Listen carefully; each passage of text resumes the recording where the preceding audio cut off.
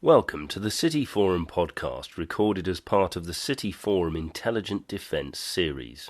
Following on from the release of City Forum's annual report, Maximising Smart Power and Public Value, General Sir Jack Deverell, Associate of City Forum, formerly a Commander of a NATO Joint Force Headquarters, and Professor Paul Cornish, Chief Strategist at City Forum and Visiting Professor at LSE Ideas, the Foreign Affairs think tank at the London School of Economics, discuss national strategy, understanding the role and value of armed force.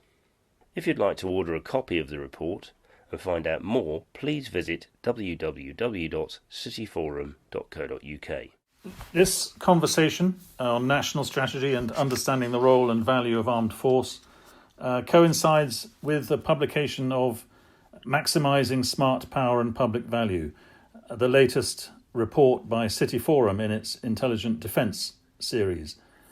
The report covers many themes in the current international security and defence debate, and there's, in that respect, ought to be of interest to everybody really who's involved in those issues in the media and politics and academia and so on.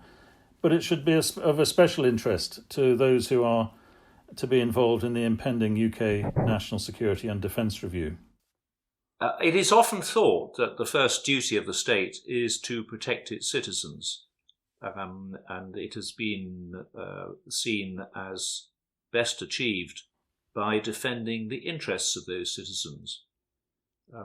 One of the rules of lessons of history is that conflict is best kept at arm's length. You don't want to fight your adversary on your own territory because your own territory gets damaged almost certainly. And this, particularly for an island race, has led this country consistently to intervene outside their national boundaries. And this has led us to perhaps a rather more global attitude, or one of the reasons that this country's had a more global attitude than some of its European neighbours. But there is a basic requirement to defend the state and the citizens of the state from both external and internal threats. Over the past generation, there has been a massive expansion of the nature of those threats. You've had the terrorism, which has been often the source of which has often been non-state actors, sometimes at the behest of state adversaries of this country, or the Western Alliance, or the West in general. You have the impending possibility of space itself becoming a future battleground, and you have the ever-present and current threat of cyber attack.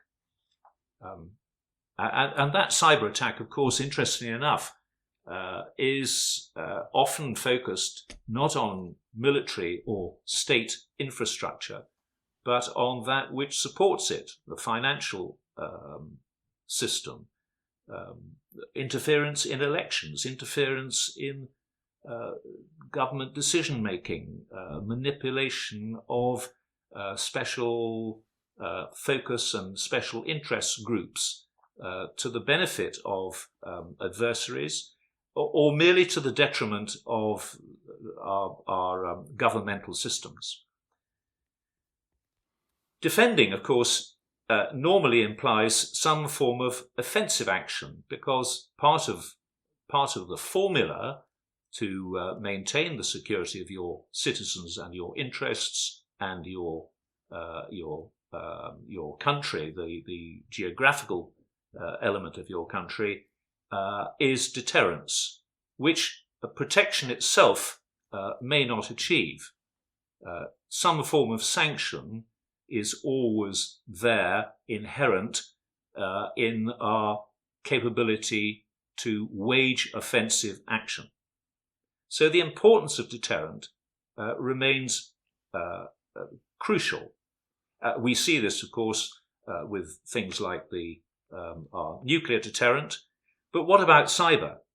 Are we capable, and is it in our interest to take the battle to the adversary? And if not, where is the deterrence value? Are we merely protecting, or are we defending? One of the advantages of a broad-based defensive capability, which spans from, let us say, cyber to conventional operations, is it gives politicians choice. Because the armed forces have the ability, in a way which almost no other arm of the state does, to engage in both soft and hard power. The soft is self-evident. It might be merely presence. It might be a cocktail party. It might be support of commercial ventures. It might be reassurance. It is often practical help delivered during times of national emergency, earthquake, plague, Ebola, whatever. But the difference is that soft power can relatively quickly and extremely effectively be turned into hard power to cope with essentially dynamic and high-risk situations. Paul, what's your view on that assessment? Thank you, Jack. The discussion of soft and hard power, I think, is particularly interesting and important, and the latest variations of it, smart power and sharp power and all these sorts of things. The soft and hard power idea was the brainchild of Professor Joseph Nye at Harvard. And he made, as well as the analysis that you've just been giving, he made one other point, which I think is important to bear in mind. He said that soft power is about having these different tools available and using them as appropriate to the circumstances, but it's also about using the resources that are available.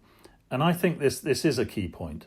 And I put it in this rather crude way. A lot of people tend to think that if you're clever enough to think about soft and hard power, that somehow allows you to reduce your spending on the expensive hard power stuff, because you've also got access to relatively inexpensive soft power stuff such as communications and BBC World Service and so on and so forth. Joseph Nye makes pretty much the opposite point. He says this is not a means to reduce spending. It still requires resources. And that takes me back to the first point you made, Jack, if I may. The argument that the first duty of the state is to protect the citizen is such a powerful one, and it's writ large. And we hear it so many times, don't we, from politicians and so on, quite rightly, when they begin debating defence matters. It's a really valid starting point. It was articulated more or less in those words by Adam Smith, perhaps surprisingly. There was this great liberal free market economist making this key point. He also, though, went on to say that while this is the first duty, there's in a sense a first duty before that one, which is that defence costs money, but at no point must it be allowed to distort the economy, or you can't have massive overspending on defence if it actually destroys your economy. That would make no sense. So I've always argued that there is a kind of a prior obligation before you can get to the first duty, which is you mustn't spend too much money on it. Clearly you must spend some on it, but not too much. And I think it's what I'm coming to there really is the eternal balancing act between strategy, interest, obligations, and resources, and it goes all the way through it, and it certainly does still apply in the soft and hard power debate. If I could just pick up one other point in your opening remarks, Jack, which is concerned with cyber security and cyber deterrence. It happens to be something I'm doing some work on at the moment. There's a lot of thinking going into this at present. How do we deter in cyberspace? And quite a lot of that discussion almost naturally defaults to Cold War style deterrence. There have been some people who have said, look, we got it sorted out in the 40s and 50s, we thought hard, and we produced mutual strategic nuclear deterrence. So surely we can take those models and transplant them to the cyber era, or at the very least, if we did it then we'll do something nowadays that's similar. This worries me because having looked at it, I'm not sure that there's very much in the Cold War experience that is translatable to the cyber era, because it's very difficult to establish who your adversary is, what they want, and what they're prepared to risk. Indeed, it's difficult to establish whether they've even attacked you when they have. So there's all sorts of complications we have to bear in mind, and that's why I come to the point of resilience in a way, which I think is part of your point about protecting versus external and internal threats and indeed hazards. It seems to me that the most that we can expect in cyber deterrence is to protect our systems as best we can. If we can do that, if we can protect what we best know, the way that we use IT and so on, then we're probably giving ourselves the advantage and the initiative that the adversary, whoever they are, whatever they want, whenever they're attacking you, cannot possibly know as well as you are. So it comes, for me, to a point to do with resilience of our own systems. Thank you. Yeah, I mean, interesting this difference between the attitude to deterrence based on the Cold War and pre-Cold War attitudes as well. I mean, the bomber free 1939, one of the Royal Air Force justifications of the bomber fleet was that it would deter our adversary, essentially Germany, from bombing us if we could bomb them. So deterrence itself, I think, is seen by some people as a Cold War issue, but of course it has existed since a man first armed himself with a heavier sword than his adversary. I'd like now just to talk about understanding the role of the armed forces, because it strikes me that there is a growing mismatch between the understanding that the armed forces have of their role and the understanding that the community at large has of their role. We are in a sort of paradoxical situation, I think, at the moment, where the armed forces are one of the most respected institutions in the country, or certainly have been over the past few years. And yet there seems to be a growing separation between the understanding of what the armed forces stand for and what they do, and the society which reveres them. It's a strange phenomena, and whether this is because there is a growing sense in society of individual rights, the whole business of running your life as you would run it, the diminution of concepts of service and duty, all these things appear to be running in one direction within the community at large, and perhaps I'm making a rather gross simplification there, whereas in the armed forces there is still very strongly held the sense of service and duty and selfless commitment and all those values which are admired by people, but they don't seem to want to join them somehow. And there is a problem, will continue to be a problem over recruiting and retention because of this, what appears to be growing gulf. And I wonder what your views on that might be. I agree with everything you've just said, Jack. And I think you made one extremely important point, which is that the armed forces know their role very well. And I couldn't agree more. They do. They spend a lot of time thinking about what they might do and preparing for it. They really do know what they're there for. And maybe that's part of the reason why we keep giving them more roles to take on, because they're so good at adapting. But one interesting contribution to one of our discussions was to suggest that there's a complete lack of understanding, as you were hinting, among the public, and especially in the, let's call it the post-Cold War generation, as to what the armed forces are actually there for.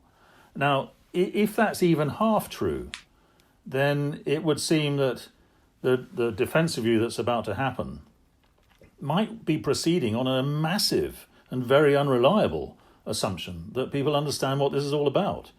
if the public really are so unaware and so ill-informed, if you like, and so uninterested in the role of armed force, if they've got no knowledge of the risks associated with the deployment of armed force on this or that type of operations, then it seems to me that politicians and strategists will surely find it ever harder to give any sort of leadership in this matter. Who are they talking to? And what would be the basis, the respectable basis of any decisions that they make?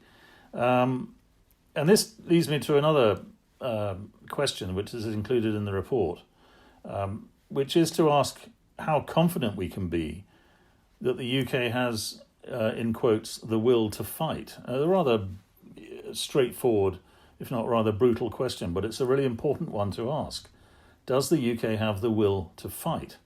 Now, I ought to say that in the course of our discussion, several other people took a very different view, arguing that there is actually a good underpinning level of understanding about what the armed forces do and what they're for, but it is not encouraged and cultivated sufficiently by our strategic leadership, not communicated well enough, and so on. If I can go on just for a second, just to say that it does seem to me that the way the armed forces contribute to national resilience, picking up the theme that we were discussing a few minutes ago, seems to me to be an increasingly important function as part of this if you call it you might call it an outreach task. I think resilience is critical to the public understanding of what was described in one of our meetings as the psychological construct of national security. If as a society we don't feel resilient and robust, then we probably don't feel secure. And that's quite an important test, I think. So the conclusion that I came to on the role of armed forces as far as resilience is concerned, or rather that the report came to, is that if we deploy the armed forces on civic resilience tasks such as flood relief, transport assistance, and so on, then it's important, I think, that these should be portrayed as civil assistance operations rather than a military operation but without weapons. I think this is a really important thing to do.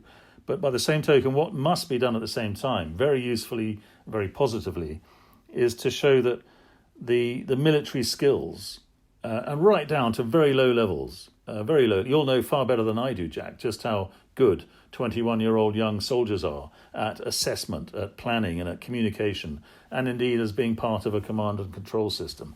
All of these skills, I think, can all be very valuable and can be shown to be valuable outside a standard military context.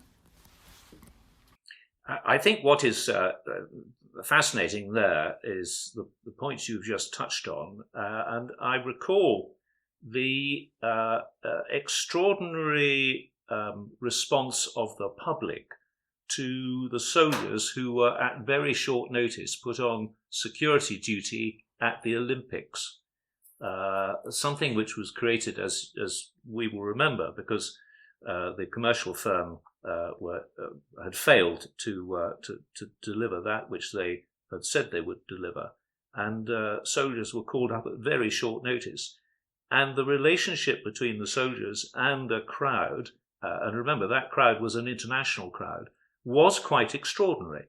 And it did the army an enormous amount of good, because the army came out, I say the army, the armed forces, because it was a joint service issue. The armed forces came out as a beacon of excellence. They were not only highly efficient, they were highly human, in a way which, in many ways, security guards are not. They almost have it trained out of them. That's a generalization.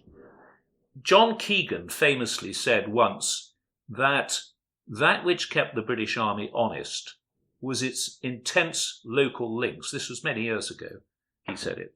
Their intense local links. Because the locality felt the shame when things went wrong and were proud when things went right. And the soldiers went back to their locality and felt that pride or that shame. And one of his justifications of the regimental system was that sort of balancing which was created by intense local connections. And of course, that is one of the things that the breakdown of the regimental system and the reduction, the dramatic reduction in size of the army has undermined.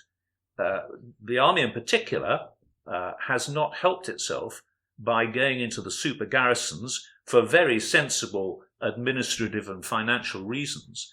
But we are now located in very, very few areas of the country who probably suffer too much army, and yet there are substantial areas of the country, very substantial areas, that have no army at all.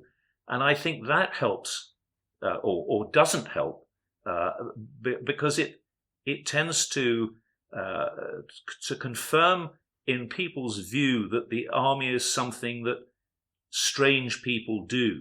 It's not a normal profession for a normal person, which I think is very damaging because we become, if we're not careful, the armed forces become somehow a society without society.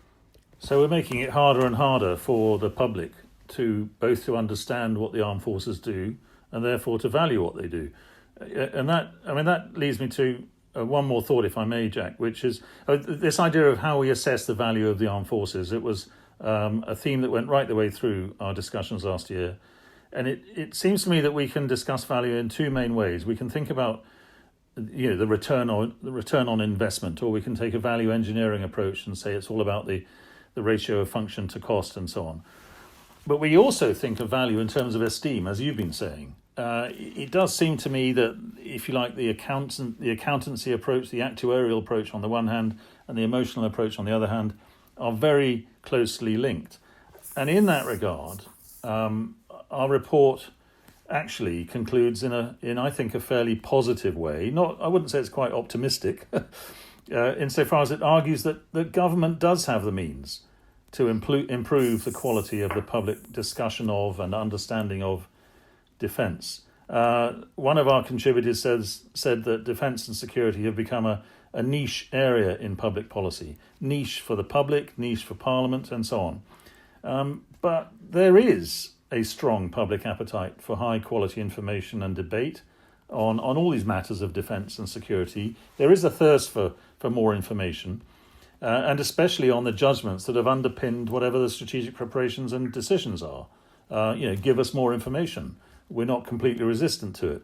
And the final point to make, again, a contribution during one of our meetings, was that Parliament can and should be at the heart of this improved, more open and much more robust debate. Well, I would endorse all that. And I think there is a more general issue here that politicians, and perhaps we saw this in the last election, politicians of all parties have lost faith and lost trust in talking to the community at large. They spent a lot of time talking to those who support them, their activists, their party members, but spend too little time taking into account the general mass of the population. And they do that both on both senses, both sides, both actually gaining from the population the views of the population, and also educating the population in some of the more difficult issues, of which defence, I think, is perhaps one of the more critical.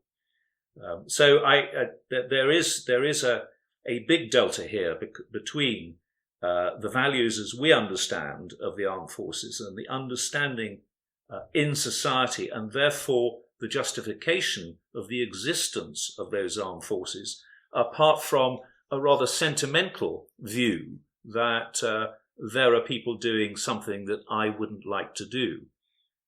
Well, that brings us, I think, to the close of that particular conversation, and I would like to thank you for your contribution.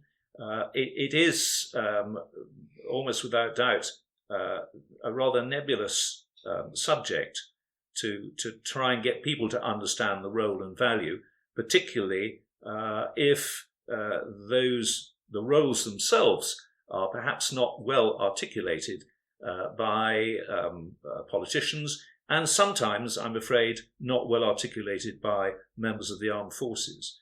The values stand for themselves. It's just that at times it's difficult to recognise them. This has been a Cowento.co production for City Forum.